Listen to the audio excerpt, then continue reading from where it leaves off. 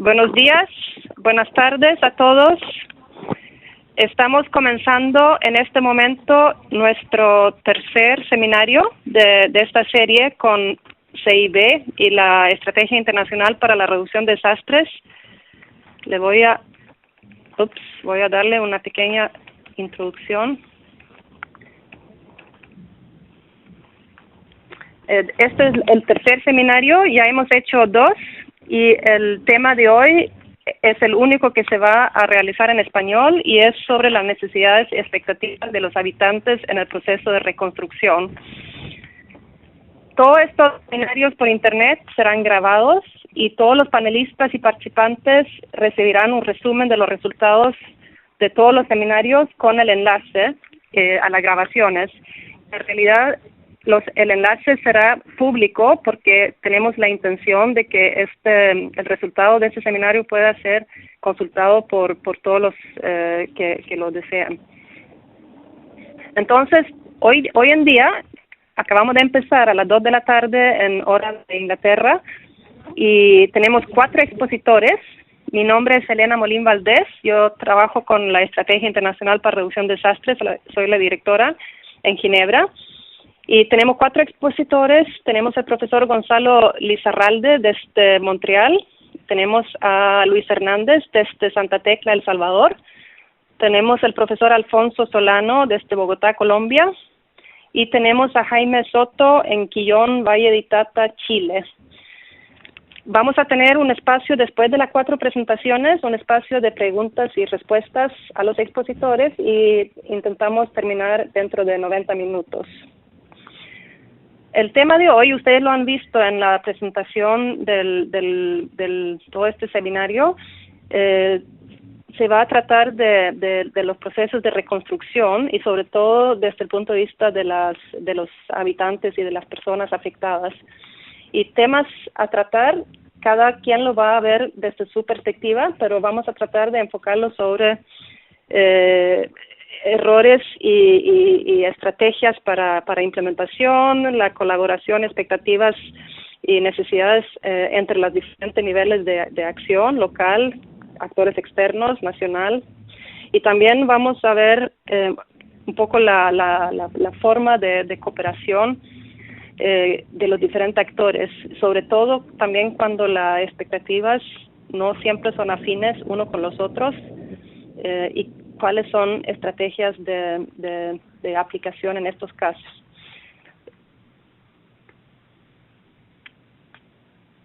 A todos los participantes que están conectados, ustedes no van a poder hablar, no se oye la voz de ustedes, pero sí tienen la posibilidad durante toda la sesión de escribir preguntas y comentarios a lo que se oye, y para hacer eso tienen que escribir sus preguntas sobre en el lugar donde dice WebEx Chat, y lo pueden escribir en cualquier momento y lo deben dirigir a mi persona, Elena Molín Valdés, la moderadora, y en su mensaje sería bastante conveniente que mencione hacia qué expositor va dirigida la pregunta.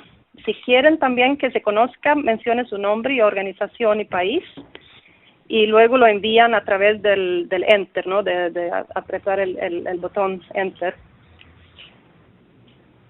Los expositores responderán después de las presentaciones o a final del seminario. Vamos a ver un poco cómo manejamos el tiempo. Yo los voy a ver a todos los comentarios, todas las preguntas, y los voy a dirigir a los diferentes expositores.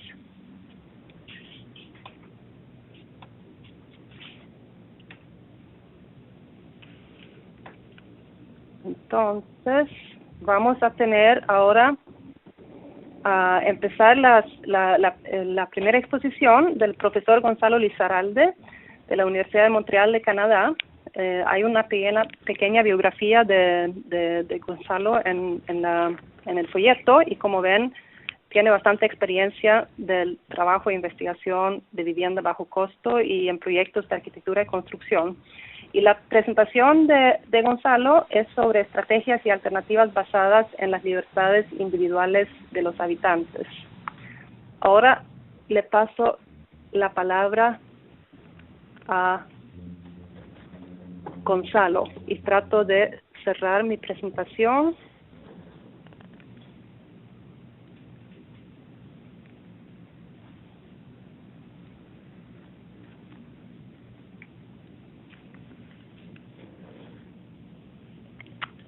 Okay, Tom, I need your help to get off the stop sharing. I think if you go to the green bar at the top, you can say yes. Stop sharing.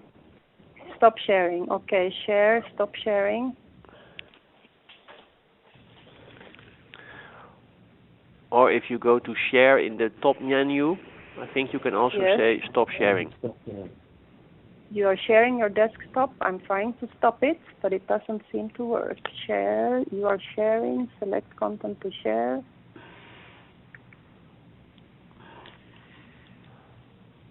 Stop sharing, yes. Yeah, okay, great. So now, Gonzalo, te toca a ti. Vale. Tom, do you put the ball in my name? So I did it now. You're presenter now, Gonzalo. Good. Go ahead. Muchas gracias entonces a Elena y a todas las personas de la Estrategia para Reducción de Desastres de las Naciones Unidas, y muchas gracias también a Tom y a todas las personas del CIB por organizar este evento. Los resultados que yo voy a mostrar en los próximos 15 minutos son los resultados de un trabajo del equipo de la Red de Información y Investigación para la Reconstrucción IRREC. La mayoría de estos resultados fueron publicados hace un par de años, tal vez en 2010, por nuestro equipo en el libro que ven sobre la pantalla, que se llama Rebuilding After Disasters. La mayoría de resultados en realidad se trata de tendencias que tratamos de encontrar en casos de estudios en diferentes países en lo que tiene que ver con reducción de desastres y con reconstrucción. Entonces básicamente lo que hicimos fue compilar varios casos de estudio y mirar qué tendencias encontrábamos. Desafortunadamente la mayoría de tendencias que encontramos están relacionadas con errores que se cometen de manera reiterativa en los procesos de reconstrucción, pero también en los procesos de reducción de la vulnerabilidad. Entonces voy a tratar en los siguientes minutos de más o menos 5 o 6 errores que encontramos que son reiterativos y que aparecen en varios contextos. Los vimos en el caso de reconstrucción después del huracán Mitch en América Central, después los volvimos a encontrar en el caso de la reconstrucción post-tsunami en Asia en 2004, los volvimos a encontrar después en otros desastres en Latinoamérica en 2006, 2008 y desafortunadamente estamos volviendo a verlos en el caso de Haití después del terremoto de 2010. El primer error que aparece muy frecuentemente es la tendencia a desarrollar proyectos residenciales en la periferia de las ciudades, lo cual causa una gran dispersión urbana. Esto tiene una razón obviamente muy lógica, y es la tendencia a buscar terrenos vacantes, terrenos que sean más fáciles de construir y terrenos a bajo precio, lo cual obviamente tiene consecuencias negativas muy importantes sobre la sostenibilidad de las infraestructuras, de los servicios comunitarios y de los servicios colectivos. El segundo error es la tendencia en varios proyectos de reconstrucción a simplificar los problemas. Básicamente, la tendencia de organizaciones no gubernamentales, pero también organizaciones gubernamentales como las municipalidades, de pensar que el problema de reconstrucción es un problema de construcción de casas. Esto lo hemos visto en varios casos. En este caso estoy mostrando una imagen de El Salvador en un proyecto que estudiamos, pero realmente es un problema que hemos encontrado en varios países en los cuales las organizaciones tienden a considerar que el problema de reconstrucción es un problema de reconstruir casas, cuando en realidad nos hemos dado cuenta que el problema va mucho más allá, y en realidad las casas, y esto para los arquitectos como yo no es una muy buena noticia, no son la prioridad de la mayoría de los habitantes. En realidad los habitantes tienen otras prioridades más relevantes que la vivienda, y generalmente estas son la salud, la generación de empleo, la educación, poder llevar a los niños a la escuela y otras características más bien sociales. El tercer error, cuando se trata ya del tema de la vivienda y del hábitat, es separar los usos. Generalmente las organizaciones tienden, y una vez más aquí hablo de organizaciones públicas como también privadas sin ánimo de lucro, a separar los usos del hábitat. Básicamente pensar que el problema de la vivienda, el problema del hábitat es un problema de construcción de casas y generalmente esto está acompañado de la reacción a ignorar otros aspectos fundamentales como las acciones, los servicios comunitarios, las infraestructuras, la generación de recursos y servicios colectivos. Este caso que muestro en la pantalla es un caso de reconstrucción en Honduras en un proyecto que fue desarrollado por al menos 16 ONGs internacionales que se llama Nueva Choluteca y en el cual, como podemos ver, se dio gran énfasis a la construcción de casas, pero muy poco énfasis a la producción de infraestructuras. Y un poco más adelante voy a hablar de los efectos negativos de esto. Un error adicional, un cuarto error podríamos llamarlo, es la tendencia a centralizar los proyectos y las decisiones. Hay muchas razones que explican esto, pero una que hemos encontrado que es bastante frecuente es la tendencia a evitar los problemas de corrupción. Y esa tendencia a evitar los problemas de corrupción lleva a muchas organizaciones, tanto públicas como privadas, a tratar de concentrar grandes contratos de construcción en una cantidad muy reducida de actores confiables, digamos. Esto centraliza las inversiones y no permite que esas inversiones realmente lleguen a los niveles de la sociedad más afectados por el desastre. Entonces generalmente se trata de grandes contratistas, incluso en algunos casos contratistas extranjeros que reciben grandes contratos y desafortunadamente las inversiones no pasan directamente a través, digamos, los sectores de la economía que están más afectados.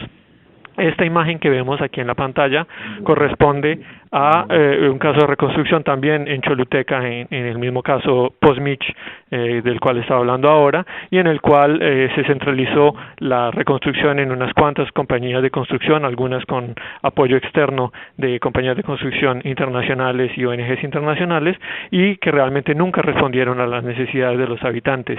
Lo que vemos en la pantalla es una casa que realmente fue abandonada, incluso fue dada prácticamente gratuitamente a los habitantes con subsidios bastante importantes, pero los habitantes definitivamente no las utilizaron y como vemos en la pantalla se fueron. Y incluso los habitantes fueron bastante inteligentes porque se fueron con el techo, con las puertas, con las ventanas, con los sanitarios y con todo lo que pudieron llevarse para volver una vez más a los barrios informales en los cuales estaban viviendo antes del huracán Mitch. El quinto error es la tendencia a repetir un modelo ideal. Básicamente, esto consiste en encontrar una solución de vivienda que se considera puede responder a las necesidades de los habitantes y repetirla para poder ganar economías de escala y poder producir en masa, digamos, en grandes cantidades y así reducir los costos.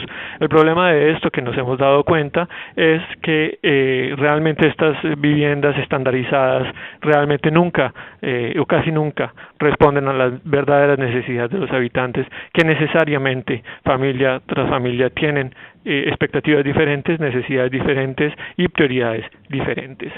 El último, y tal vez el que más me preocupa y que tiene más relación con el argumento que voy a mencionar ahora, es el de ignorar el sector informal. Generalmente hay esta tendencia incluso a acusar el sector informal de la catástrofe, decir, bueno, las viviendas se cayeron porque estaban mal construidas y estaban mal construidas porque están hechas por un sector informal que es poco eficiente en términos de seguridad.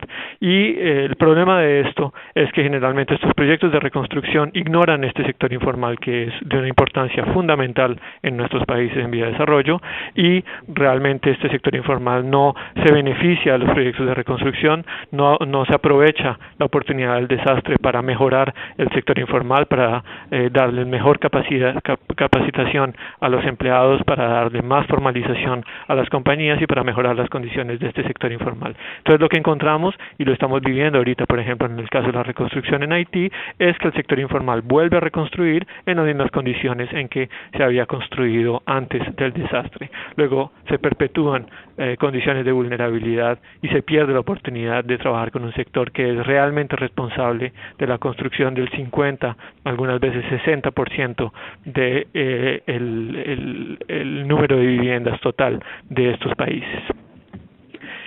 Teniendo en cuenta estos 6, pero en realidad hay muchos más errores que encontramos como tendencias generales en estos proyectos de reconstrucción, básicamente hemos estado trabajando en los últimos 11, 12 años en analizar estrategias alternativas que puedan evitar estos errores que hemos mencionado. Entonces, en estos últimos años, básicamente hemos estado estudiando casos en los cuales el objetivo principal son aumentar las libertades individuales de los habitantes, y hemos encontrado efectivamente que estas estrategias que buscan aumentar las libertades individuales de los habitantes tienen efectos bastante positivos y se presentan como estrategias bastante exitosas para reducir estos problemas. En inglés llamamos esta estrategia una estrategia por capabilities, que no corresponde exactamente a capacities, pero que en realidad se llama capabilities. Se trata de aumentar.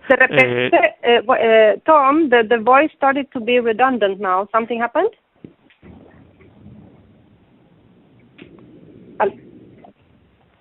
Parece que se arregló el problema. Sí, está bien. Bueno. Sigue, por favor, sigue. Ok, disculpa entonces por esto. Se trata entonces de aumentar las libertades contextuales y culturales que permiten a los habitantes alcanzar los objetivos que ellos mismos consideran importantes y que ellos mismos se proponen.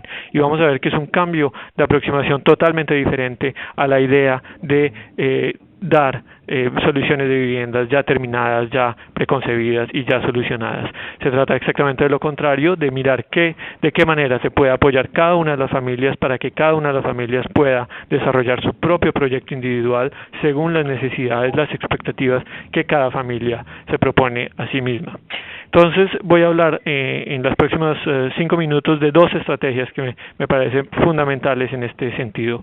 Una en el contexto rural, o bastante útil también para la reparación de construcciones afectadas, que se llama en inglés Owner Driven Reconstruction, básicamente la construcción dirigida por los habitantes, y en el caso de construcciones en áreas urbanas, la construcción evolutiva, que una vez más ha demostrado ser una estrategia bastante eficiente para reducir estos problemas. El primer caso es un caso de reconstrucción rural que se dio en Colombia en el año 1999 y que casi por error se llevó a cabo con una estrategia owner driven, una estrategia en la cual los habitantes terminaron siendo los gestionarios y los dirigentes de su propio proyecto de reconstrucción. En realidad se trató de darle financiamiento a estos habitantes, a cada una de las familias, a partir de un censo bastante riguroso de personas afectadas, perdón, y se le dio a cada familia un subsidio y un préstamo subdividido en 4 pagos, y cada uno de estos pagos estaba relacionado con una inspección de un ingeniero en la cual el inspector revisaba que cada uno de estos pagos fueran invertidos de manera apropiada en un proyecto de reconstrucción. Pero cada una de las familias tenía libertad completa de decidir qué iba a hacer con la inversión que recibía, qué iba a hacer con el subsidio y qué iba a hacer con el préstamo. Lo que encontramos en este proyecto, y que es bastante interesante yo creo para estudiar, es que cada familia decidió su proyecto según sus propias necesidades, según sus propias expectativas y, lo más importante, según sus propias prioridades. En la imagen vemos el caso de una familia que decidió más bien construir un beneficiadero. Para los que no conozcan el término beneficiadero, se trata de una estructura para secar el café. Esta es una zona de agricultura bastante importante, y muchas familias optaron por trabajar, reconstruir más bien estructuras que les permitieran mejorar sus ingresos, más bien que trabajar sobre la vivienda misma. Otros decidieron trabajar e incluso invertir estos subsidios y estos préstamos en acceso, por ejemplo, a las fincas. De esta manera ellos lograron mejorar las condiciones de producción de café, producción agrícola. Otros decidieron recuperar la casa que estaba afectada y arreglarla, es el caso de la figura la imagen que ven arriba a la izquierda, y otros definitivamente sí decidieron por reconstruir las viviendas, como sería el caso de la imagen a la izquierda abajo. Entonces, lo que vemos en este caso es que se aumentaron las libertades de los habitantes. Cada habitante podía recibir sus recursos y decidir con apoyo técnico de arquitectos y de ingenieros qué quería hacer. Algunos hicieron beneficiaderos, algunos hicieron pozos sépticos, algunos hicieron drenajes, algunos hicieron accesos para la producción, otros hicieron casas y otros finalmente hicieron arreglos a sus propias casas.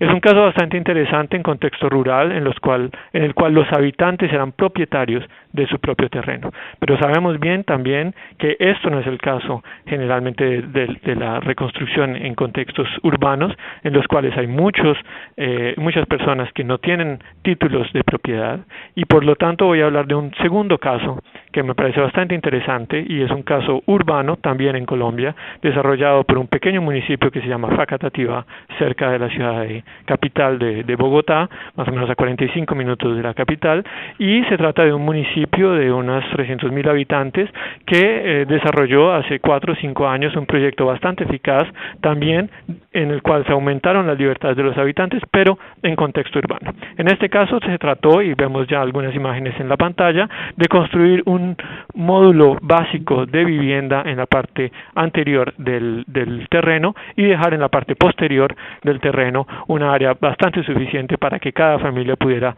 después construir el tipo de vivienda que consideraban necesario o apropiado. En este caso se trató entonces de un proyecto de mitigación de riesgo en el cual la municipalidad construyó 2.200 módulos básicos y en los cuales se le daba la oportunidad a la gente, como ven en la pantalla en la parte sombreada, de terminar de construir en 2 pisos la vivienda según sus propias necesidades, sus expectativas y sus prioridades. Cuando vemos los resultados en el terreno nos damos cuenta que fue bastante eficaz. Realmente la gente respondió muy bien a este desafío de terminar de construir las viviendas, pudieron adaptar las viviendas a sus propios ritmos de inversión, a sus propias necesidades, a sus propios intereses. Y aún más interesante fue que las personas también aprovecharon esta oportunidad para generar mecanismos de desarrollo de ingreso.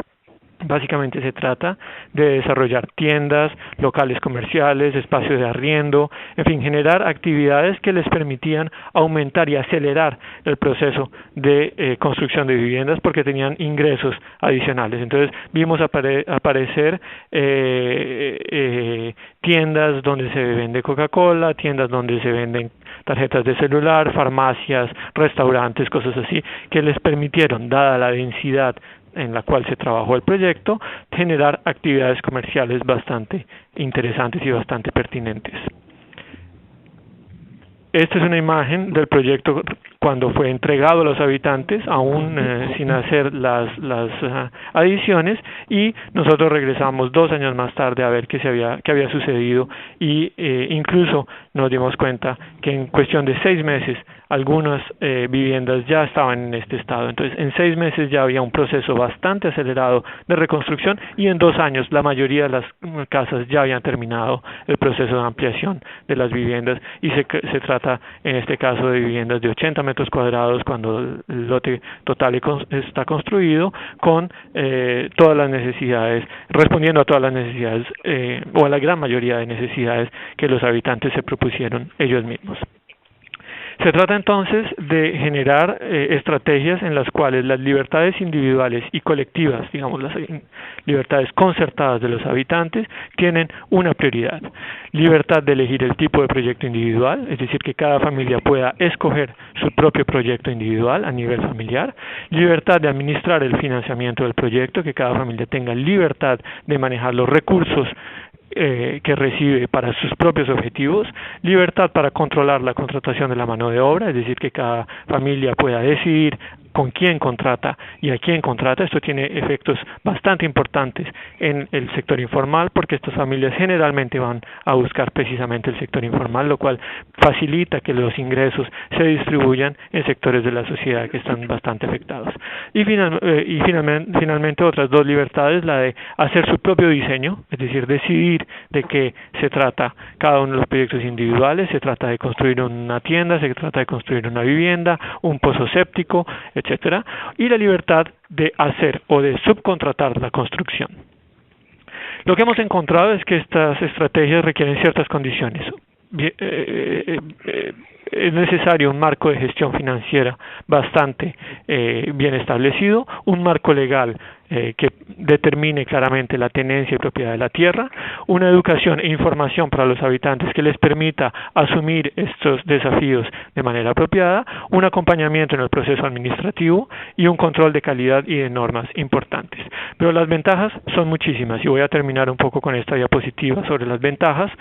Una mucha mejor adaptación de los proyectos a las condiciones reales de cada familia, es decir, cada familia cuando tiene la libertad de decidir sobre su propio proyecto individual, va a adaptar su proyecto según el tamaño de la familia, las prioridades de la familia, las condiciones económicas, al ritmo de inversión que le interesa, a sus propias fuentes de ingreso, etcétera. Segundo, una mejor respuesta a las necesidades y a las expectativas de los habitantes, es decir, que no hay alguien o una organización que decide cuáles son estas necesidades y cuáles son estas expectativas y que desarrolla un modelo ideal. Aquí de lo que se trata es que cada familia determine sus propias necesidades, determine sus propias expectativas y con la ayuda de un financiamiento externo las pueda llevar a cabo. Reducción de costos. Lo que nos dimos cuenta en estos proyectos es que muchas personas, muchas familias, en vez de construir una vivienda completamente nueva, lo que hicieron fue reciclar productos, buscar los productos más baratos en el mercado, buscar cómo reutilizar partes de la casa, reutilizar inodoros, reutilizar puertas, reutilizar ventanas, y todo esto tiene efectos bastante importantes en el costo de cada una de las unidades de vivienda. Hay una distribución de riesgos entre varios actores también más importante, es decir, se distribuyen los riesgos y no se centralizan los riesgos del proyecto, sino más bien se distribuyen entre gran número de actores, incluso entre cada una de las familias, que debe asumir la propia responsabilidad de su proyecto. Esto tiene consecuencias bastante importantes porque esta responsabilización de los afectados les permite tomar conciencia de los efectos económicos de las decisiones que ellos van a tomar conciencia de los efectos sociales de las decisiones que van a tomar. Entonces hay también un nivel de responsabilización que tiene efectos positivos en la sociedad para permitirles a ellos mismos también acelerar el proceso de rehabilitación.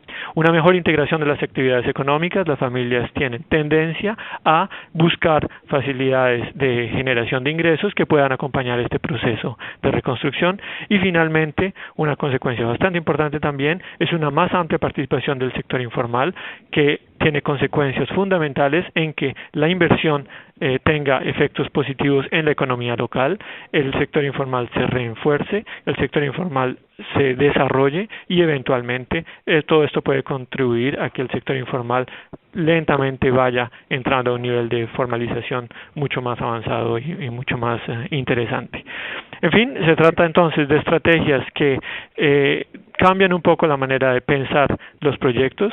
En vez de dar soluciones terminadas, en vez de dar soluciones ya desarrolladas, se trata de pensar en cómo dar recursos, subvenciones, créditos a los habitantes y acompañar a estos habitantes en el desarrollo de los propios proyectos que ellos mismos se proponen desarrollar.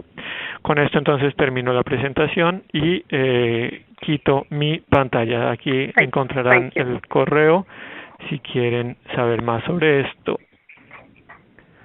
So we thank you very much. Gracias, Gonzalo. Now we move to next speaker. Quisiera ahora, muchas gracias, Gonzalo. Creo que el punto principal que podemos sacar de aquí es la necesidad de también tener políticas públicas para poder hacer lo que mencionaste como opciones positivas, la marco de gestión, financiamiento legal, etcétera, etcétera, y contar con autogestión y capacidad local de los mismos habitantes.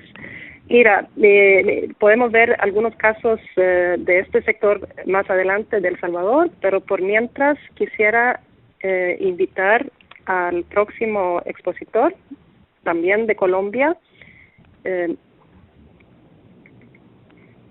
profesor Alfonso Solano, arquitecto de la Universidad Javeriana, que va a hablar del regresando al hábitat original del caso Cupica en Choco, Colombia. Alfonso Solano, te paso la palabra a ti y por favor comparte tu pantalla con nosotros. ¿Lo ves? Vas al share. Tom, have you passed the floor to Alfonso Solano? I did now. And in between, Helena, you mentioned the chat facility. So I don't know if you would like to say something in Spanish about it. Quisiera también invitar a todos los participantes que están oyendo estas presentaciones.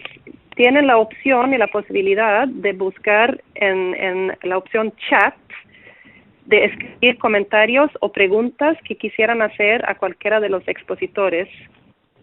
Encuentran la opción chat en arriba en la pantalla, en una parte verde. Yeah. Alfonso, por favor, la palabra es tuya. Es que no sé cómo.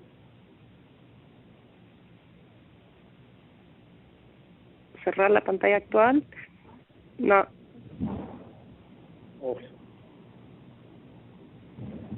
No sé si ven mi presentación. No. Tom. Sí, ya lo vemos. Ahora sí lo tienes que poner en la primera página. 15 minutos de presentación, Alfonso de Colombia. ¿Estás viendo la presentación? Ahí se ve. Ok, gracias.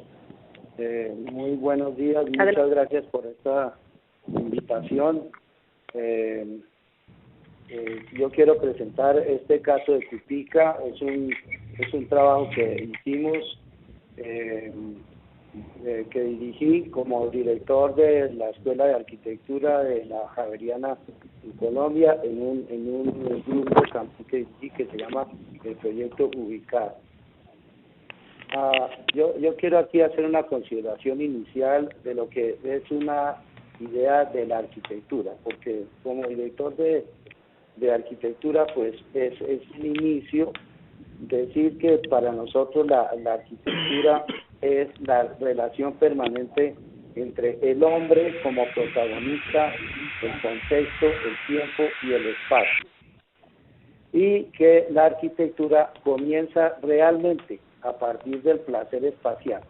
Antes es mera construcción, es solamente construcción. Entonces, esta es una consideración inicial para el trabajo que desarrollamos. La población de Cupica está ubicada en el noroeste de nuestro país, muy cercano a Panamá, en el Océano Pacífico. Es una población de 960 habitantes, la mayoría afrodescendientes. Hay muy pocas personas de otras etnias, pero también hay de las etnias indígenas, emberas, cativos de nuestro país. En el año de 1999, aquí donde estoy señalando, el río Cupica se desbordó y realmente arrasó con la población original que estaba en este punto, y las personas tomaron la opción de irse a diferentes partes. Muchos se fueron acá a otros sitios cercanos. La mayoría se fueron a este sitio que se llama Cacique y construyeron un nuevo pueblo con una lógica muy interesante de conocer, y otras personas se fueron a otro asentamiento más pequeño que tiene 50 casas, que se llama Cacique. Posteriormente el gobierno, yo creo con muy buena intención, pero en un error muy grande, construyó una población que hoy en día se llama el Estero, realmente pues se conoce como Cacique, pero que está, como ustedes pueden ver, alejada del mar, más o menos 1,5 kilómetros para personas que son pescadores y madereros, lejanos del río, de este río, que es el río por el cual se baja toda la madera. Ellos son madereros también. Entonces, pues el esfuerzo de trabajo que hay hoy en día para la pesca y para la madera principalmente, pues es muy grande. Este fue el pueblo original, quedaba acá donde estamos viendo. Este fue el río que se desbordó, aquí estaba el pueblo que totalmente quedó arrasado.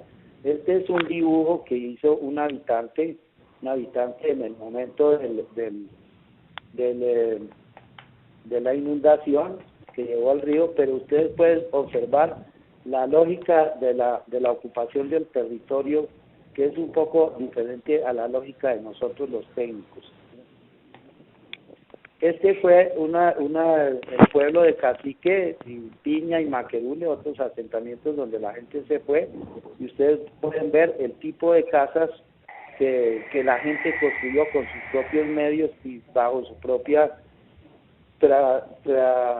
trascendencia de conocimientos propios, su propia estética, su propia madera, en fin, una construcción netamente palafítica, es decir, levantada del piso. Este fue un pueblo que construyeron, que se llama La Pista, que se construyó a lo largo de una pista que había construido algún narcotraficante para sacar droga del país.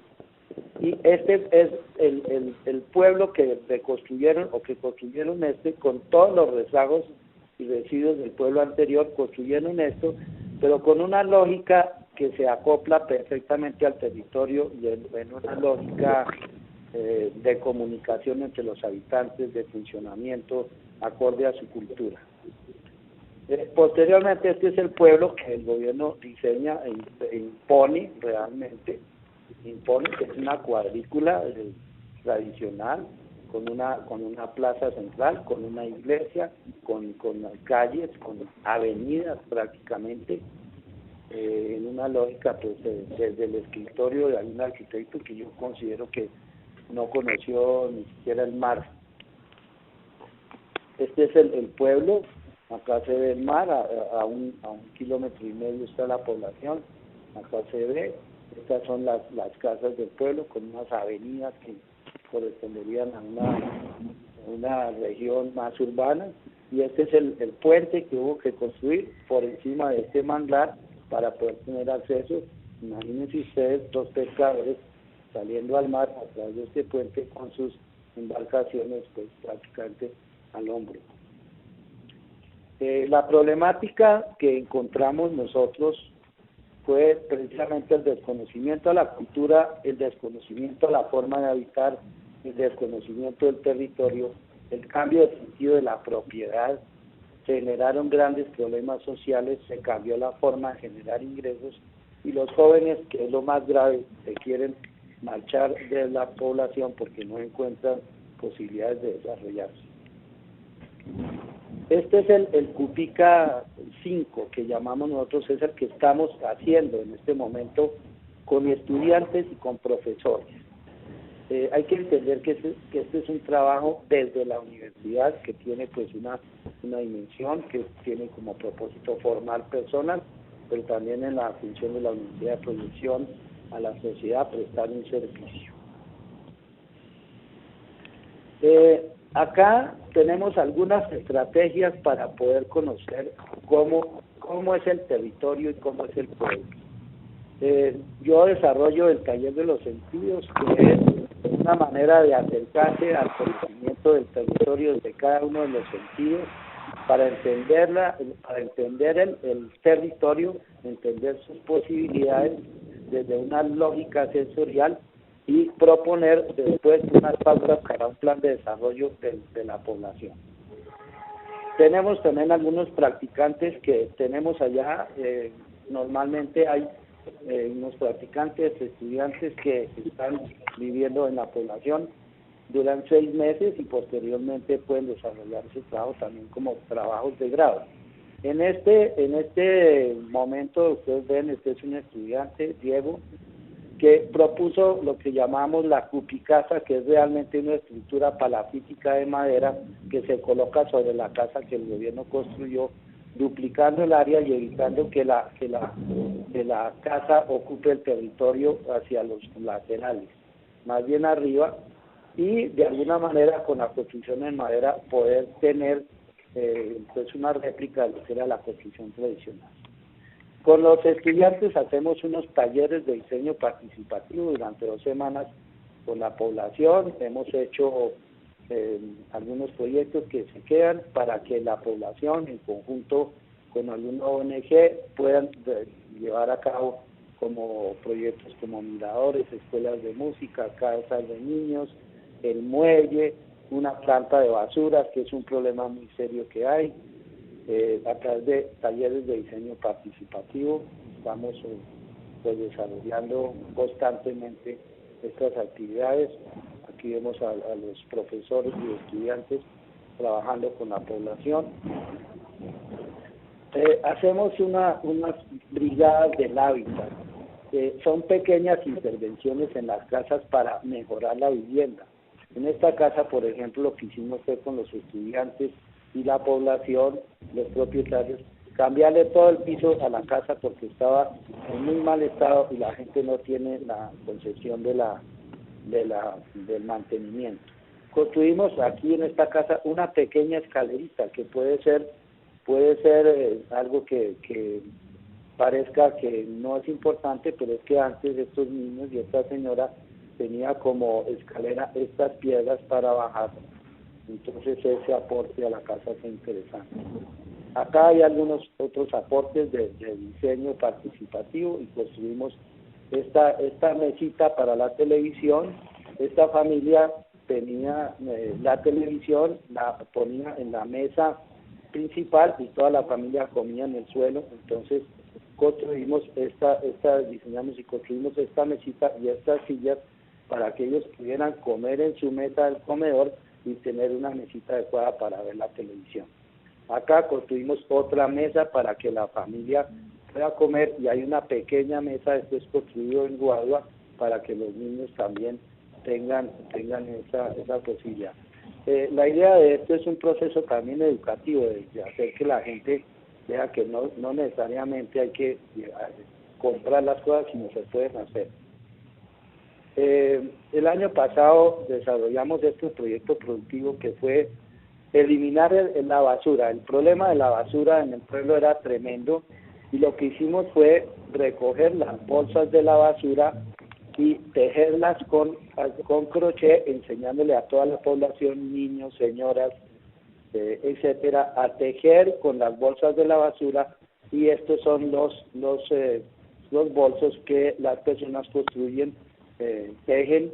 Hoy en día toda la población sabe tejer y hoy en día ya hay varias empresas familiares que tejen las bolsas de la basura para vender esos productos. También enseñamos a la gente a hacer pizzas y hacer trabajo de panadería. Hicimos un proyecto experimental que llamamos el Reciclatorium, que consiste en tomar todos los elementos que sobren del pueblo, que se consideren basura, etcétera, para volverlos un material que pueda utilizarse para construir y reconstruir. Acá hicimos experimentos con botellas de vidrio. Allá pues la gente toma mucha cerveza. Recopilamos esto ensayando muros de vidrio, ensayamos muros con canastas donde viene empaquetada la cerveza. Hicimos unos experimentos de tejas con latas de cerveza. Acá otro experimento de latas de cerveza expandidas para hacer como pequeñas tejas a la manera de un chingle, con unas estructuras muy fáciles. Acá hicimos otra teja más grande con unas canecas de 55 galones puestas sobre una estructura reciclada. Estos son maderas que se utilizan para balsear la madera. Esta madera es balso, se flota muy bien, es muy liviana y ellos no la utilizan para construcción. Lo interesante de todo esto es el trabajo compartido con la comunidad, un trabajo pedagógico, un trabajo de enseñarles a las personas. ¿Cuáles son los retos claves y enseñanzas que nos quedan de todo este trabajo? Menos estudios diagnósticos y leyes, más soluciones concretas. Pequeñas, grandes soluciones. el paradigma de la pobreza, se hacen soluciones pobres para pobres, como las casitas que estaba presentando Gonzalo, o como las que se construyeron acá. El trabajo con la gente y para la gente. El seguimiento continuo a los proyectos. El concepto de hábitat más allá de la casa, que ya lo mencionó también Gonzalo, consideramos igualmente eso. El hábitat apropiado. El hábitat apropiado es un concepto de que la gente tiene que apropiarse de la casa y para ello tiene que considerarse su cultura y sus posibilidades. El concepto de vivienda digna entendido en la higiene, la privacidad, la comodidad, la protección, la seguridad, la tenencia de la propiedad. El valor de las lógicas diferentes. El gran vacío que deja lo técnico, que muchas veces los arquitectos no llegamos a resolver. La calidad versus la cantidad. El falso concepto de progreso que estamos muchas veces en la gente de calidad. El error de pensar que el diseño y la planeación desde el ministerio es lo que soluciona. Y la idea de que debemos trabajar desde el potencial de las personas, no desde el asistencialismo y el defecto. Muchas gracias. Muchas gracias, profesor Solano, con este mensaje final y positivo. Ahora quisiera invitar de nuevo a los participantes, los oyentes, que presenten sus comentarios, sus preguntas por el medio del chat, mientras que invito al tercer expositor de este foro de hoy, que es de Chile, Quillón de la Valle del Itata, Jaime Soto. Ahora vamos a escuchar una experiencia después de un reciente terremoto en Chile, un poco más de 2 años atrás, y cuál es la perspectiva de desarrollo y de los gobiernos locales en este particular caso. Jaime Soto, por favor. Okay. I'll make it compartir la pantalla, share. Puedes buscar cómo compartir la pantalla. Estoy en eso. Perfecto, ya está funcionando.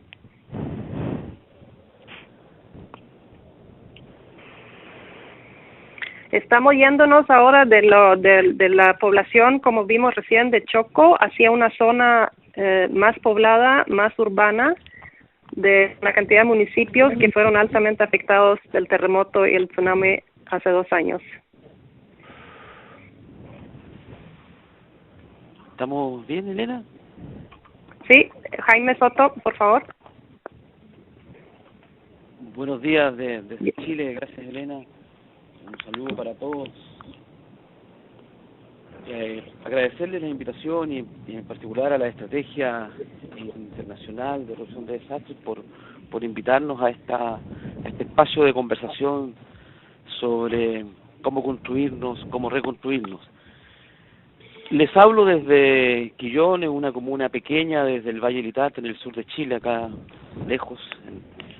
Y fundamentalmente queríamos partir contándoles que estamos en un lugar que es la región del Biobío, en el centro-sur de Chile, en una comuna pequeña que agrupa una asociación de municipios que no suman más de 85.000 habitantes y el 70% de su población es de carácter rural.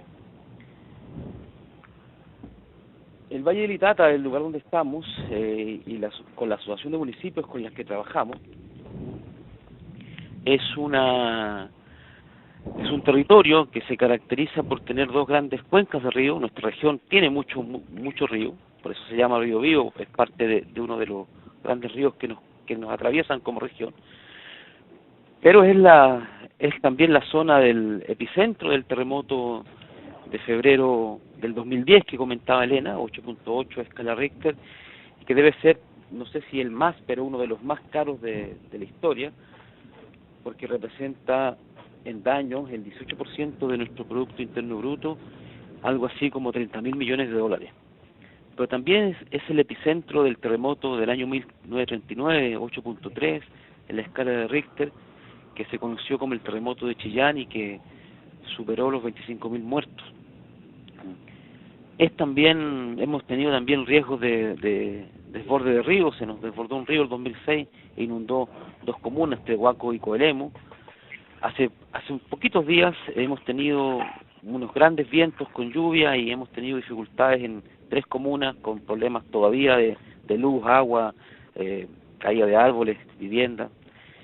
Y a comienzos de este año, el 1 de enero del 2012, hemos tenido un gran incendio en las comunas de Quillón y Coelemu que arrasaron 30.000 hectáreas de bosque y bosque nativo, viviendas, cultivos.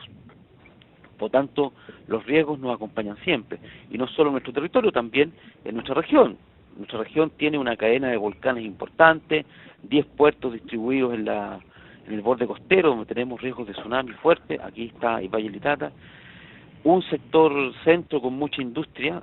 Por tanto, es una problemática que nuestra realidad, nuestro territorio tiene que asumir, y ha asumido y ha tratado de aprender de todos los daños que nos ocurren. Aquí hay un mapa de la región donde muestro el riesgo por incendios forestales, y aquí están las industrias de celulosa y de madera que están en el territorio.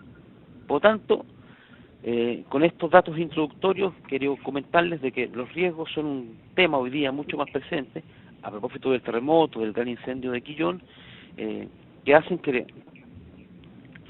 hay una opinión y hayan ciertas acciones que se orienten en la reducción de los riesgos de desastre.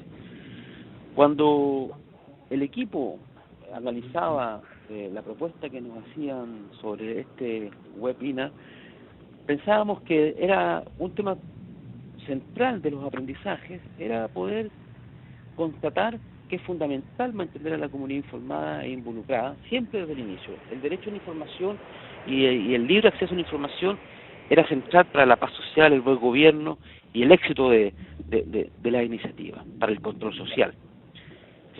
Pensamos también y hemos aprendido que eventos tan destructivos como los que hemos tenido que sufrir requieren leyes, normativas excepcionales.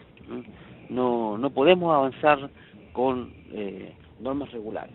Eso no es factible. No solamente es necesario tener presupuestos adicionales, sino que se requieren normativas, metodologías, procedimientos especiales.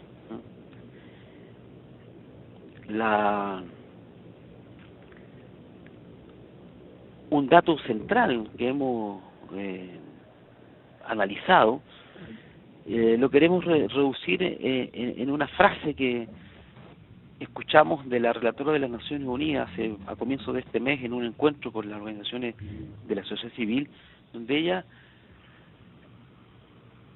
al analizar los temas de acceso a la vivienda adecuada, señalaba que se trata de un proceso mucho más amplio, que no es solamente construir casas, que tiene que ver más bien con cómo reconstruye un tejido social, cómo construye un hábitat nuevo, y que eso traspasa a la lógica solamente de construir una vivienda, y en general es de un tipo igual para todos, porque se privilegia la economía de escala. Algo de eso ya escuchábamos cuando hablaba Gonzalo y el profesor Solano. Las fotos que están a la izquierda son fotos de la destrucción del terremoto del año 2010, y en el caso nuestro, en Quirihue, en la comuna que está al lado de Cosquicura, donde fue el epicentro, ahí se concentró el mayor daño de viviendas en todo el país. El 80% se dañó, pero eso los hace retroceder unos 18 años a lo menos en vivienda, y tienen que someterse a tratamientos tradicionales sobre cómo trabajar el tema de la vivienda. Lo que les comento se expresa en este mapa, donde podemos ver la cantidad de viviendas destruidas solamente en el sector urbano de la comuna de Quirihue. Pero el municipio de Quirihue solamente puede resolver ese tema con políticas públicas tradicionales. Algunos ejemplos que nos pueden decir, que nos muestran de que es posible innovar. En 2008 la región se inundó. Ahí ustedes ven en la lámina cómo la ciudad de Concepción estaba completamente bajo el agua, pero ahí se crearon subsidios especiales para reparar las viviendas. No existía ese tipo de programas de subsidios gubernamentales, pero se crearon y se avanzó porque el daño era evidente. En el incendio del Valle del Tata, con el que inauguramos el año 2012, a la fecha ya se ha creado un programa especial de restauración del Cerro Cayumanqui, que era la reserva de bosque nativo más importante que había en el sector, que se destruyó. Sin embargo, esas buenas noticias, ambas fueron definidas por técnicos de manera sectorial, sin los municipios y sin la ciudadanía. Por lo tanto, la eficiencia que tuvo sus aplicaciones siempre fue discutible. Esperamos corregirlo con lo que estamos iniciando en la recuperación del incendio. Pero también se nos preguntaba qué pasaba con los actores.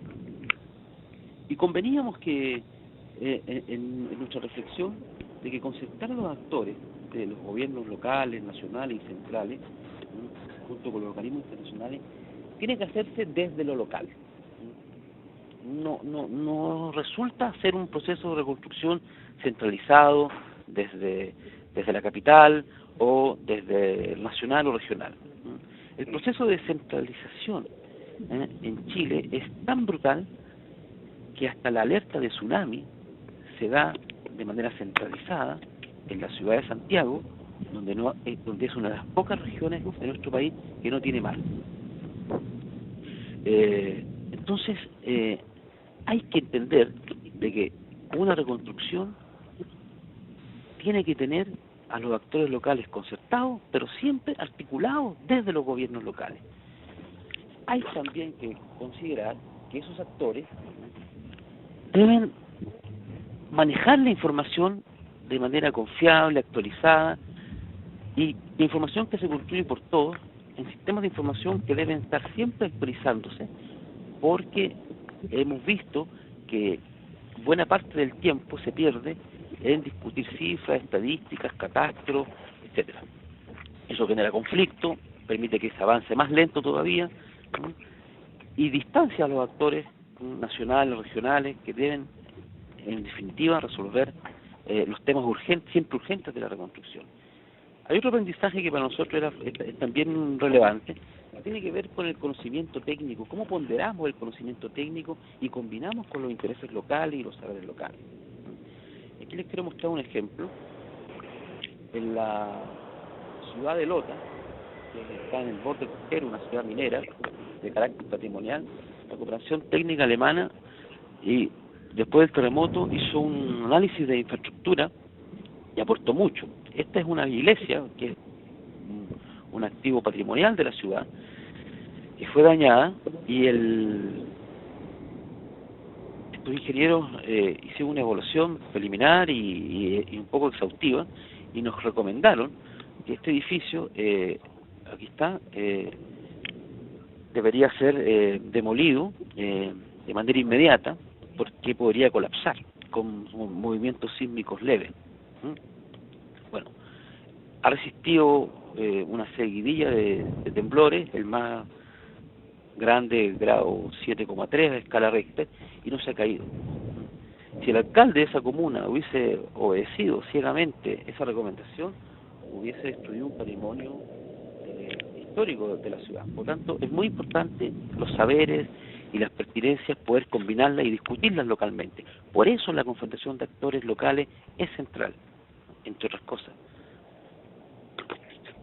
Cuando hablábamos sobre los intereses, en general los desastres, ¿no?, generan oportunidades en mercado inmobiliario, de los seguros, estudios jurídicos, los juicios, investigaciones y estudios que hacen universidades, científicos, etcétera. También hay una oportunidad ahí que generan los desastres, porque permite que el tejido social se dinamice, se crean organizaciones sociales, locales, regionales, nacionales. En Chile se creó la Red Construyamos, un movimiento muy grande que ha sido la contraparte frente a los organismos gubernamentales sobre la reconstrucción.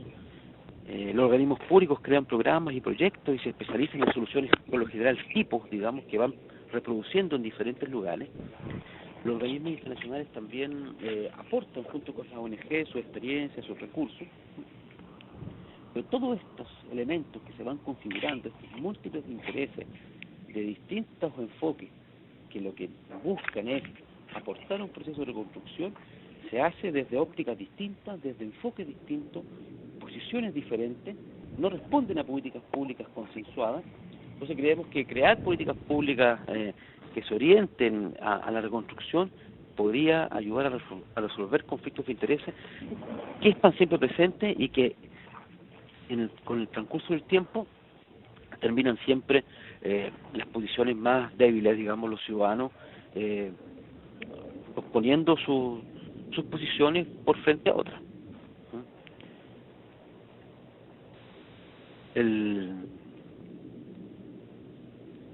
Cuando hablábamos sobre el sector informal, nos preguntábamos sobre cómo avanzar, ¿no? Y ahí la reflexión, bueno, es básica, digamos. La vivienda es lo urgente y se espera que sea digna. Sin embargo, lo que está en discusión son proyectos de vida. Parte de la vivienda, pero se está discutiendo también acceso a la salud, a la educación, al empleo, a la organización social. Les pongo un link de un video que hizo una organización de jóvenes de una localidad que fue azotada por el tsunami. De ahí yo creo que se resume de buena manera de cómo los sobrevivientes a una tragedia de esa magnitud muy resilientemente se plantean el futuro. Por lo tanto, en los sectores informales siempre hemos encontrado que hay necesidades que son múltiples, porque de lo que se trata es de superar situaciones de pobreza, ¿no? Pero aquí encontramos tal vez como distintivo que es la oportunidad, esta es una oportunidad tal vez única para intervenciones integrales, resilientes, que sean capaces de articular un proyecto colectivo que sea asumido por la mayoría y que tenga un sentido de futuro y se pueda desarrollar y sostener en el transcurso del tiempo, una vez cuando la reconstrucción, entre comillas, termine, digamos. Algunas de las oportunidades y de las las cosas positivas que podemos destacar desde la lectura que hacemos desde nuestro territorio es que, por ejemplo, en Copquecura, en la zona del epicentro, es una zona típica patrimonial, una comuna muy pequeña. Falta un minuto, Jaime, un minutito. Ya, ok. La reconstrucción ha potenciado estas características. También hemos logrado avanzar en introducir las construcciones en adobe reforzado y hemos logrado también poner en valor algunos temas como los residuos sólidos. Voy a avanzar en una lámina que me interesa, que son las conclusiones.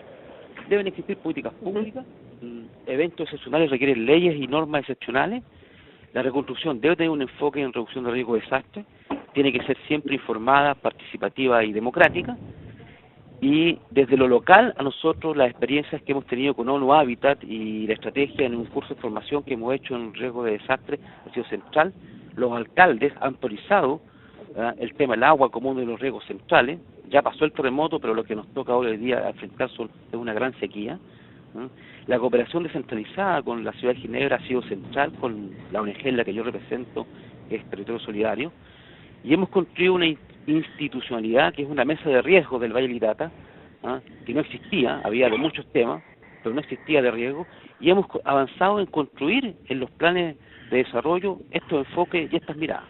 Bueno, eso es lo que yo tenía para comentarles en estos minutos, en estos 15 minutos. Ahí está mi correo por si alguien quiere profundizar y bueno, muchas gracias. Muchas gracias, Jaime. Te pedimos ahora que saques tu pantalla y le invitamos al último expositor, que es Luis Herrera del municipio de Santa Tecla. Mientras que estamos viendo el cambio, quisiera también referir a una de las preguntas que nos han llegado a raíz de la presentación de Jaime. que se trata del patrimonio histórico y cómo enfrentar las expectativas de la población de mantener o no algunos de sus aspectos tradicionales de construcción en adobe. Le vamos a retornar a esto después de la presentación de Santa Tecla y de Luis Herrera, que es nuestro representante de uno de los municipios que participan activamente en la campaña mundial Construyendo Ciudades Resilientes. Y muchos de los que han hablado de la necesidad de políticas públicas y el cambio holístico y no parcial de las soluciones. Y ahora vamos a escuchar uno de este tipo de enfoques desde Santa Tecla, El Salvador. Luis, por favor. Elena, confirma que está la presentación disponible. Hola. Sí, adelante, Luis. Buenas tardes. Quisiera pedir a todos los panelistas si pueden poner en silencio sus aparatos para que podamos oír mejor a Luis Hernández, gerente general del municipio de Santa Tecla. Buenos días a todos, a todas. Contento de participar en este webinar de Ciudades Resilientes. Permítanme compartir con ustedes la experiencia de Santa Tecla post-terremoto del 13 de enero de 2001 en los procesos participativos de reconstrucción y desarrollo. Santa Tecla es la cabecera departamental del Departamento de la Libertad. Está la zona occidental del país, y esta es la República del Salvador, el lugarcito de América Grande en corazón y solidaridad. También Santa Tecla es parte del área metropolitana de San Salvador, junto con otros 13 municipios, donde vive aproximadamente la mitad de la población de nuestro país. Estamos a 789 metros sobre el nivel del mar, rodeada la ciudad del volcán de San Salvador, un volcán activo, y la cordillera del Bálsamo, un macizo de poco más de 5 millones de años en su formación geológica. Somos 121.908 habitantes, de los cuales más del 50% son mujeres, y tenemos una población en su mayoría entre los 5 y los 25 años. Somos una ciudad muy joven, aunque nosotros ya no lo seamos. A la derecha tienen ustedes la división política del municipio. Nótese, son 113 kilómetros cuadrados, de los cuales 13 kilómetros son el área urbana, y luego al norte el volcán de San Salvador y la cordillera del Bálsamo, 14 cantones, que es la división política de la zona rural, y el 85% de la población habitamos en estos 13 kilómetros, con una densidad de poco más de 6.500 habitantes por kilómetro cuadrado. Es una particularidad sumamente importante a la hora de hacer la gestión estratégica del riesgo.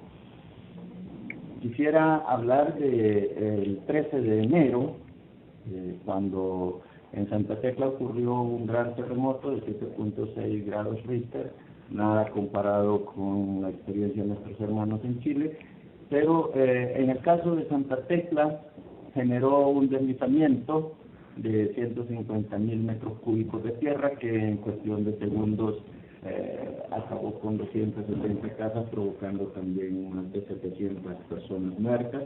Nos generó más de 26.000 personas damnificadas, las cuales estuvieron en el albergue conocido como el Cafetalón, que es un complejo deportivo. Destruyó importante infraestructura pública como el Hospital Regional San Rafael, destruyó viviendas, dañó también la alcaldía. Nos quedamos atendiendo la gestión municipal en aquel momento en carpas y tiendas, al igual que los damnificados. Fue para nosotros muy traumático que a las 11:40 de ese día tuviéramos que enfrentar esta situación para la cual no estábamos preparados. Pero sí, enseguida, bajo la asesoría de muchos cooperantes que en ese momento vinieron, que hay que reconocer que nosotros no teníamos ninguna experiencia, recién tomábamos asumimos el gobierno municipal en mayo del año 2000, cuando hace 7 meses nos tocó enfrentar esta situación. Se integró el Comité de Reconstrucción y aquí pudieron participar representantes de la empresa privada, de las iglesias, de organizaciones no gubernamentales, nosotros del gobierno local, y hay que hacer notar que en ese momento, por cuestiones de identidad política partidaria, no logramos convocar ni hacer que comparecieran representantes del gobierno nacional. Las discusiones al respecto del qué hacer entonces nos llevaron a definir un plan de acciones inmediatas, como era la reconstrucción de las viviendas, la definición de la política de reasentamientos humanos en aquellos casos cuando no era seguro el retorno, la rehabilitación de los servicios básicos de agua, drenaje, electricidad y también de los servicios públicos de la seguridad y la recolección y manejo de los desechos, la remoción de escombros y el diseño, la gestión de recursos para las obras de mitigación, sabiendo que pudieran haber todavía en las réplicas mayores consecuencias. Pero alrededor de todo esto se abrió un debate sobre la Santa Tecla del futuro. Aquí hay que poner en perspectiva que el trauma que como miembros del gobierno local nos provocó enfrentar esta situación en el primer momento nos llevó a las 5 de la tarde de ese día a concluir que Santa Tecla no sería igual, que sería mejor y que esta era entonces la oportunidad más grande que se nos presentaba para hacer las transformaciones en nuestro territorio y con nuestra población para hacer de la tragedia algo positivo. También el debate estuvo centrado en si lo que necesitábamos era un plan de gobierno del gobierno municipal o un plan del municipio. Si debíamos nosotros planificar para los próximos 2 años y medio que nos quedaban de gestión o si tendríamos que pensar ese desarrollo en el largo plazo. Y también respecto a quienes participarían.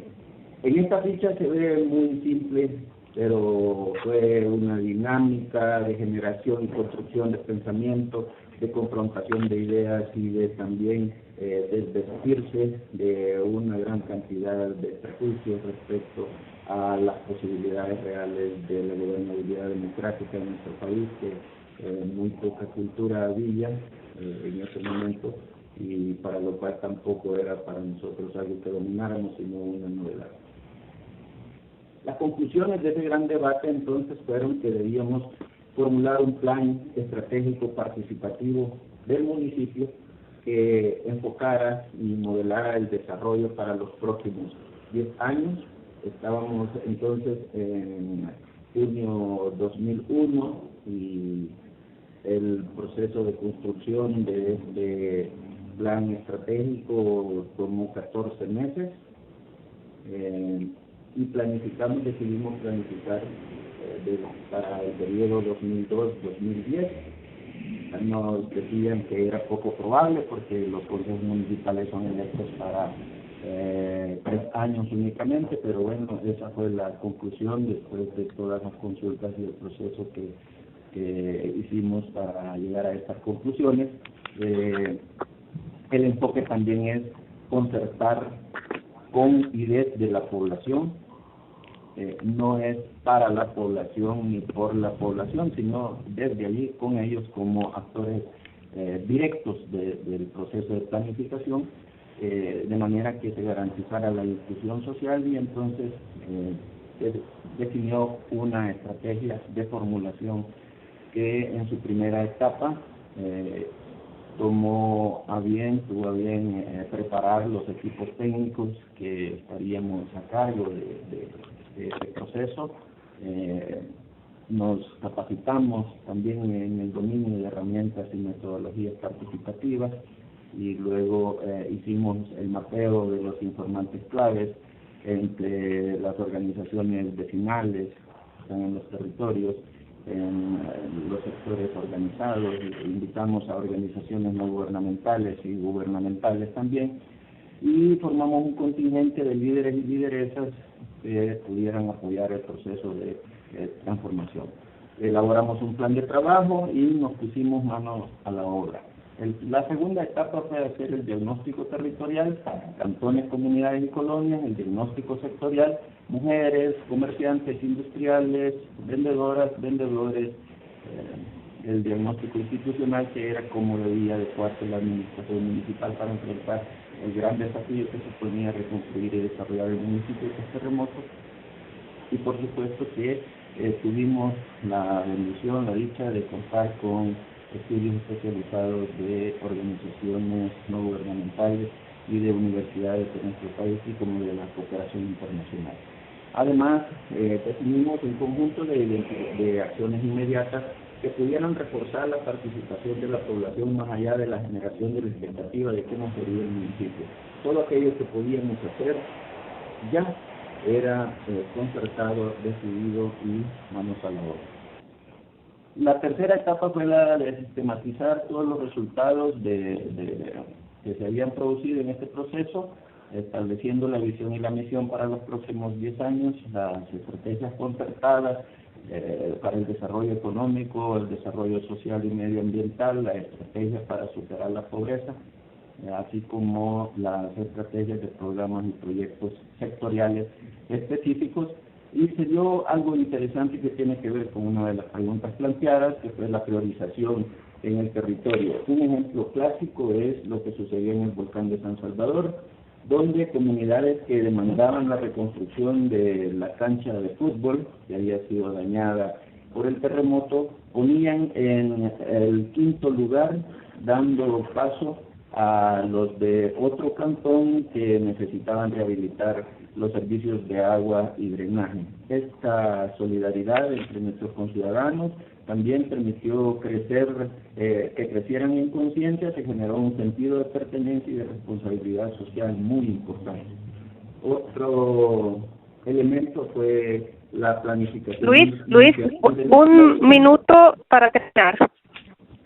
Y luego la validación del proyecto. En la cuarta etapa se ejecutaron las acciones inmediatas, institucionalizamos el PEC y formalizamos los mecanismos de participación ciudadana. Este es un esquema de cómo entonces en el proceso de construcción del PEC se generaron organizaciones de vecinos, comités zonales por territorio y también sectoriales para conformar el Consejo Ciudadano de Desarrollo Local y una Asamblea Ciudadana anual.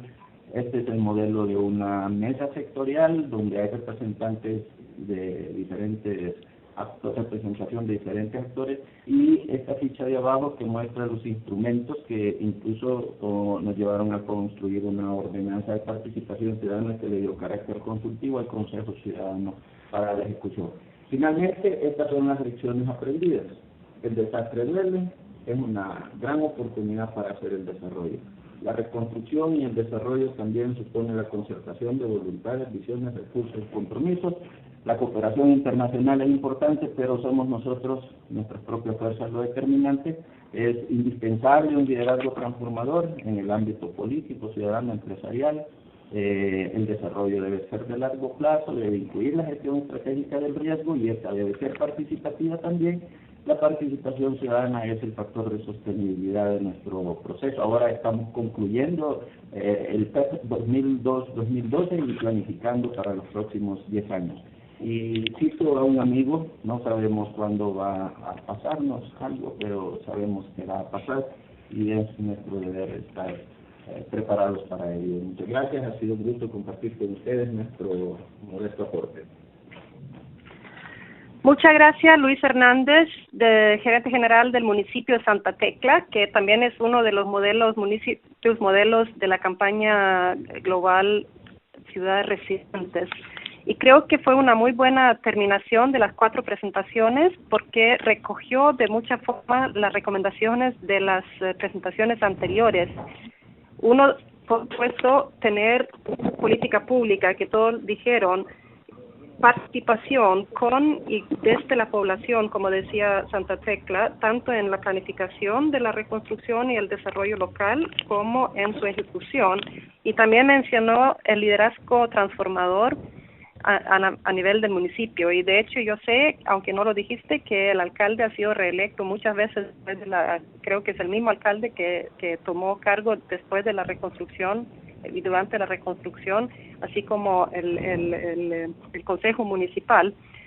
Mira, tenemos varias preguntas a los participantes. Ha sido un poco más largo de lo que habíamos calculado. No tenemos mucho tiempo para las respuestas, pero quiero mencionar muy rápidamente algunas de las preguntas.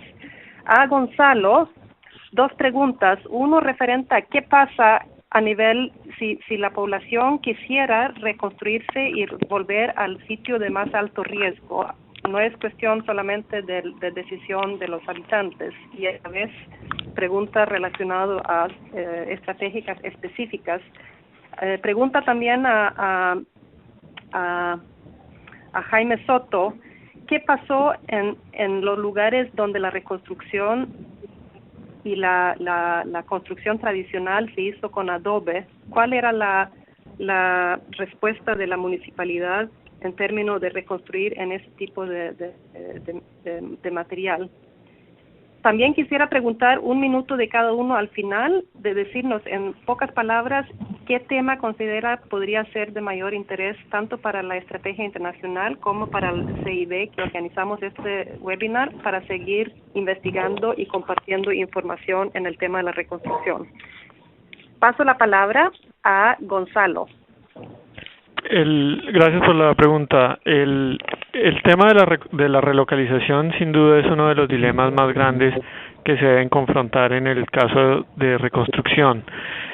Obviamente sabemos que hay un objetivo de reducir la vulnerabilidad, pero no se debe asociar necesariamente vulnerabilidad con exposición al riesgo.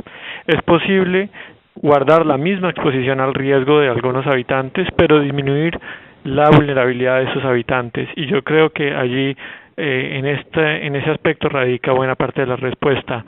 El dilema pues es muy claro. Se debe más bien dejar que la gente siga construyendo en sitios extremadamente peligrosos. Yo acabo de venir de un taller en Haití donde hay una zona en un riesgo extremadamente alto y hay muchos intereses evidentemente para hacer relocalizar esta parte de la población en Puerto Príncipe, pero la cuestión clave que estábamos analizando en Haití hace 2 semanas, y yo creo que se aplica a bastantes sitios, es mirar las ventajas y las desventajas de la relocalización. Y básicamente lo que nosotros hemos encontrado de manera repetitiva en casos en Centroamérica, Latinoamérica, Asia, pero también en África, es que los efectos negativos de la relocalización casi siempre son mucho más grandes y mucho más importantes que los efectos positivos. Los efectos negativos, pues obviamente los más importantes son la pérdida de las redes sociales, la pérdida de los networks y de las condiciones sociales que permiten a estos habitantes por su misma proximidad de resolver cuestiones prácticas del día a día, como quién cuida a los niños, dónde encuentran crédito, dónde pueden comprar las cosas a menor costo. Y romper esa red y romper esas relaciones sociales generalmente tiene un costo muchísimo más alto que muchas veces la exposición al riesgo. La exposición al riesgo debe ser reducida o compensada con una reducción de la vulnerabilidad y no confundir en ese caso exposición al riesgo, exposición al caso de terremoto o a inundación con la vulnerabilidad de los habitantes. Y se puede hacer efectivamente las dos, guardar una exposición al riesgo, pero reducir la vulnerabilidad de estos habitantes para que los efectos no sean tan importantes y se puedan guardar los niveles de redes sociales que ya están desarrollados en las comunidades. Gracias, Gonzalo. Paso la palabra a Jaime Soto. ¿Cuál ha sido la respuesta a la comuna más afectada por el terremoto en respecto al uso de material tradicional y basado en lo que ya se tiene? Gracias por la pregunta, gracias Elena. Bueno, después del terremoto, y como ustedes veían en la presentación, la mayoría de las viviendas que se destruyeron, la gran mayoría eran de adobe, porque es la vivienda tradicional campesina, que es la que sufre el mayor daño y se cae. Cuando partimos, entonces había que asumir el problema y sabíamos que la reconstrucción iba a ser lenta porque tenía, como lo hemos visto en la presentación, un tratamiento no extraordinario, sino que más bien con los canales normales de subsidios, etcétera.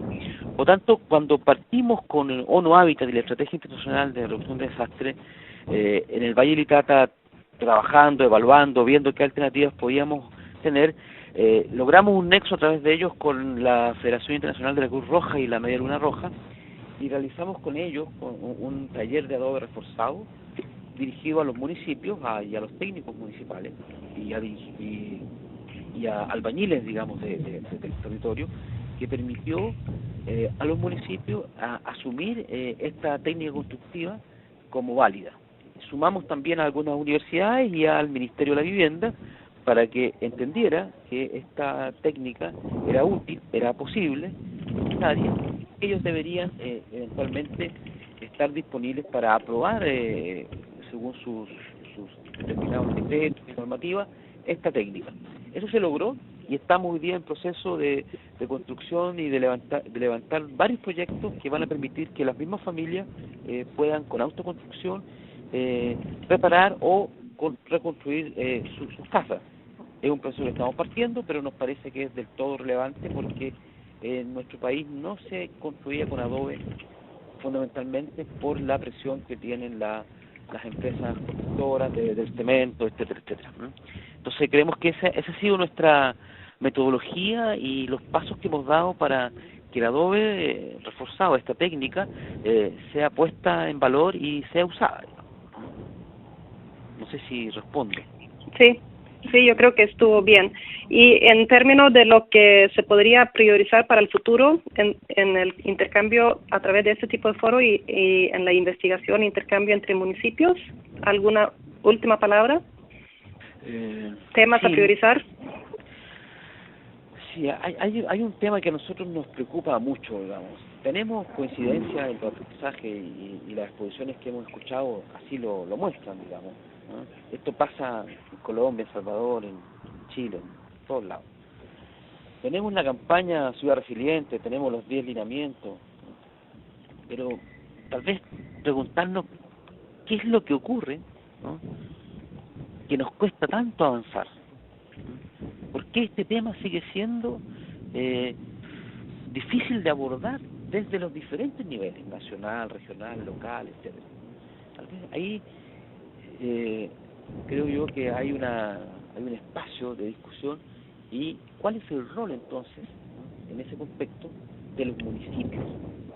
Ok, muchas gracias, Jaime. Paso la palabra final a los dos expositores que faltan, comenzando con Luis Herrera de Santa Tecla. Recientes, yo también quisiera preguntar en el enfoque que ha presentado de desarrollo integral con alta participación de los diferentes sectores municipales y la población misma, desarrollando a corto y mediano y largo plazo estos planes de desarrollo. ¿Cuántos municipios y a nivel nacional esto ha sido una experiencia compartida? Sí, efectivamente, desde el año 2005 han visitado nuestro municipio un promedio de 115 a 125 representantes de consejos municipales de los 262 municipios del país. Han venido a Santa Tecla sin prejuicios ideológicos o políticos, que es parte de la cultura, lastimosamente, en nuestro país, pero han venido a conocer diferentes aspectos de la manera de gestionar la reconstrucción, la participación ciudadana, la gestión ambiental, manejo de desechos sólidos en diferentes aspectos, lo que a nosotros nos ha reforzado la disposición de hacer un ejercicio de gobernabilidad democrática y de incluir aquellos factores de sostenibilidad y sustentabilidad en el desarrollo. ¿Cuántos más lo están haciendo? Pues es una investigación que sería oportuno 10 años después hacer, ¿verdad? Ahora Santa Tecla se reconoce como uno de los modelos que vale la pena conocer para asumir las mejores lecciones o las mejores buenas prácticas, y nosotros pues hemos compartido con todo el mundo. También hemos ido a visitar y a dar asesorías en Centroamérica y en el país, así que está a disposición de quien quiera conocer nuestra experiencia, el conocimiento adquirido. Muchas gracias. Y ahora la última palabra al profesor Alfonso Solano de Colombia. Escuchando lo demás y la experiencia que presentaste referente a estudiantes, universidades y la población en la zona de Choco, ¿alguna recomendación hacia el futuro? Gracias. Yo creo que la participación de la universidad en estos procesos es fundamental. Por varias razones. La primera, porque estamos trabajando con la gente que se está preparando para el futuro. Creo que nosotros habíamos demostrado cierta incapacidad para resolver estos problemas, y está en la posibilidad de los jóvenes la innovación.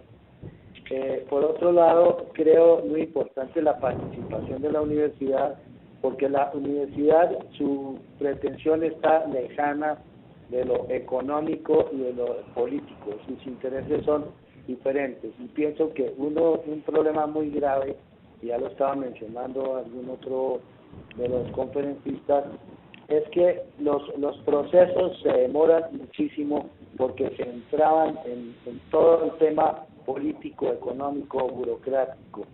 Creo que la universidad, desde su posibilidad de investigación, docencia y servicio, podría ser aportes fundamentales a la resolución de estos problemas y con una visión prospectiva al futuro. Gracias. Muchas gracias, profesor. Yo pienso que hemos tenido una conversación muy rica y muchas experiencias diversas, pero con muchísima convergencia en términos de las lecciones aprendidas, tanto desde el punto de vista de los errores y de las desventajas o de las dificultades, como en las posibles y potenciales propuestas que ustedes mismos han ilustrado con ejemplos bastante claros. Vamos a recoger esta discusión, las experiencias, en un informe de este seminario de las cuatro sesiones que hemos tenido, incluyendo el de hoy. Vamos a poner en línea las conversaciones, las presentaciones y la discusión que ha seguido, y vamos a recoger también las inquietudes y las propuestas y recomendaciones en el futuro trabajo tanto de nosotros en la Estrategia Internacional de Reducción de Desastres y la campaña mundial de ciudades resilientes, como de la CIB, que es el Consejo Internacional de Investigación e Innovación en la Construcción. Y quisiera también recordarles que seguimos con el último seminario webinar mañana, el día viernes, y mañana vamos a analizar desde 5 municipios diferentes cómo se ha aplicado las 10 estrategias esenciales para ciudades resilientes, que ha sido la base para la campaña y que también incluye la aplicación de una herramienta de autoevaluación municipal para apoyar la toma de decisiones y la planificación futura. Muchas gracias por hoy. Les recuerdo también de los sitios web, tanto de nosotros, donde encuentran más información sobre la campaña y las herramientas que tenemos para esto, del CIB y de la Universidad Bartlett, de la Universidad College of London, que está ayudando en este seminario. Muchas gracias y esperamos que puedan seguirnos también mañana. Se hará en inglés, y si no, estamos en contacto con todos los participantes. Tuvimos 60 oyentes y participantes escuchando las presentaciones, y vamos a tener muchos más offline. Muchas gracias. Hasta luego a todos.